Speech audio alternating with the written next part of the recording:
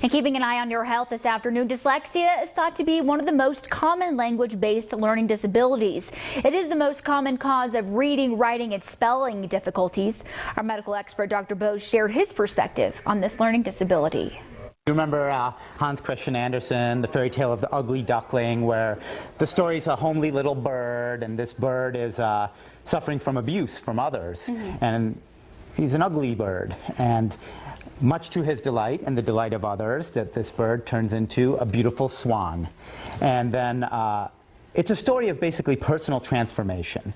And that's how I think about dyslexics, because I feel like in school, sometimes they're labeled as the ugly duckling, like, your child is never going to make it, your child is stupid, your child is not smart. They struggle a lot, yeah. My brother has dyslexia. He was diagnosed with it when we were in elementary school and ended up having to get help back because of his dyslexia. And before he was diagnosed, he was failing tests, just not doing very well at all, had a hard time being social. That even had an impact on him. Right. And so he had to he was diagnosed with it and then got special, he had to go to a tutor to help him through this type of thing.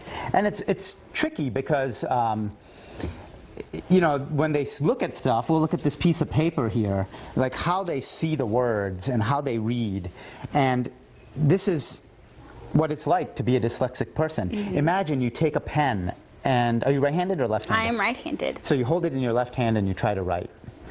So it's difficult, but that doesn't mean you're not intelligent. And as we know from your brother Zach, he's a brilliant technological mind. He's almost genius level. Yes, and that's what people called him when he was growing up. I mean, by 12 years old, he could take apart our family computer and put it back together. And they almost think photographically. Yes. So as opposed to thinking of how you spell a word, you spell it out phonetically, but with somebody with dyslexia, they have to memorize how it is spelled, or else otherwise, they can't. They think differently. Their brain's wired differently. Very differently. So what do we do about this? I think there's two messages here. Number one, for the parents out there, just recognize this exists, and your child may not be a bad student, and this is a correctable problem. And it's okay. It is okay. There's nothing wrong with them. Right. That's big. Correct. And for teachers out there, we need you guys. I mean, teachers, we know you guys are the ones who are going to make a difference. Recognize that child who may have dyslexia and teach them in the way they need to be taught.